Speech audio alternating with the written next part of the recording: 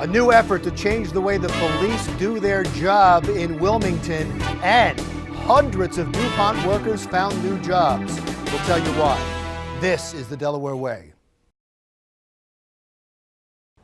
Two major issues that we're going to be talking about with our next guest. First, policing in Wilmington, and second, the uprising at a Delaware prison. Thomas Neuberger, Esquire, from the Neuberger Firm, attorneys and counselors at law. And sir, thank you so much for being here. You're involved in two major cases. First, Jeremy McDowell. We all remember Jeremy McDowell was in a wheelchair. There was a call that he had a gun. Police officers showed up and they fired upon him and he was killed. There was a report that came out after that, very critical of Wilmington police, by the Attorney General. You've had the case since then. You've represented the family. Update us on what's happened. Okay. Well, as part of the settlement, the city had agreed to take up the invitation of the Attorney General and look at the Cleveland and Seattle use of force policies. We had a meeting 2 weeks ago today with the chief of police, the family, and the retired federal judge who had mediated our settlement. And the city has agreed to basically adopt what happens in Seattle, okay? Wilmington officers will now receive 6.5 hours of training every year in de-escalating tense situations with the mentally ill, with people who are on drugs, those kinds of things. How to take cover, stand back, call for help, that kind of thing, okay? And the city has very significantly agreed that from now on it will judge the actions of its officers according to all the facts and circumstances of a reasonable police officer. The problem in Why is that important? Are you saying that in the past they always just defended the police no matter what they did? In the past, as long as an officer said, "I feared for my life," in Delaware, there is no question. So if you come up on a 7-year-old boy and they're playing cops and robbers and he's got a water gun and a police officer says he feared for his life, despite the fact that he was 6'5" tall, 250 pounds, and had 3 other officers with him, and he killed that boy, in Delaware you walk. But right, that doesn't change that law.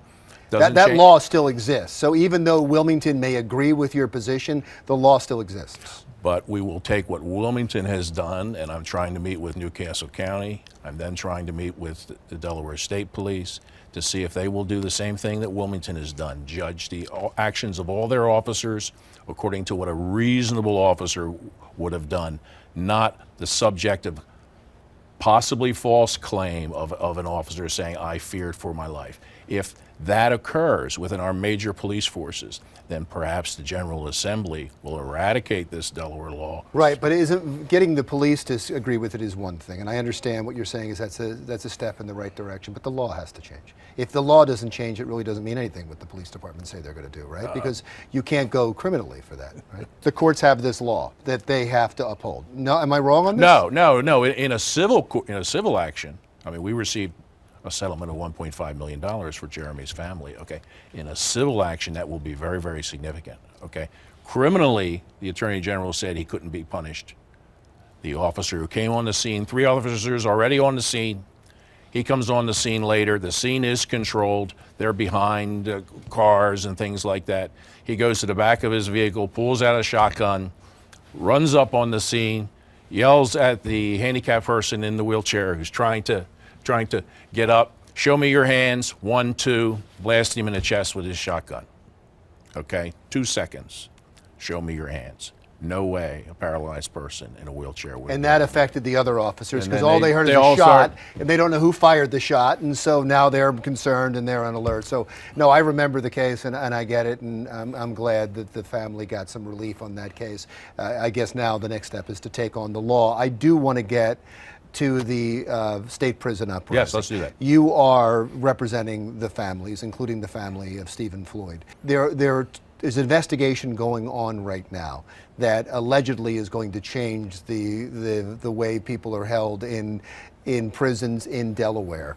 Do you have confidence in that investigation at this point? I have no confidence at all in the investigation that the governor has ordered by 2 just retired judges. In 2005, Cassie Arnold, a counselor in the prison at Vaughn, was seized by a guy serving 660 years for rape and everything, raped, okay, and the SWAT team got in there just as he was about to plunge an 8-inch shiv, into her and rescued him. We had 2 distinguished judges review that situation in 2005. They said the prison does not have enough staff to safely monitor the prison. They are not doing searches for weapons. The governor of Delaware at the time, Ruth Ann Minner, did nothing to follow those recommendations. The succeeding governor put in a policy of maintaining a vacancy rate of over 100, forces guards to fill the vacancies by working 16-hour shifts. You work a 16-hour shift, you're not going to be real up to doing your best job. The incident that just happened was because they weren't conducting searches for shivs. They've already done this. They've already had. So the recommendations were already in place, they just have not been implemented. Never followed.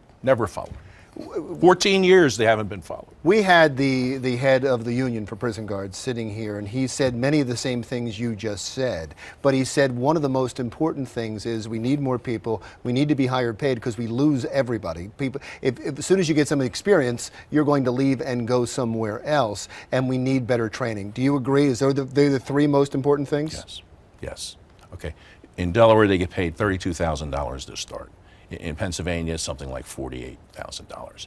In 2005, when the judges issued their report, they said Delaware, to prevent this from happening in the future, must raise the salaries to the comparable salaries of our adjoining states.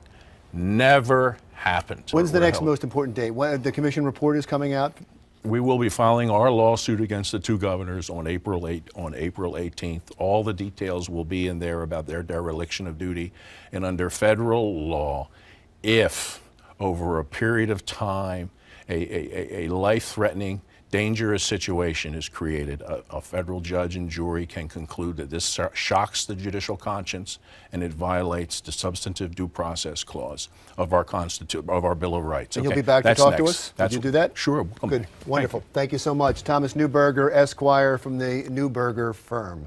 When we come back, Delaware's economy, how's it doing? We'll talk to a guy who's on the inside in negotiations about companies leaving and companies coming here when the Delaware Way continues.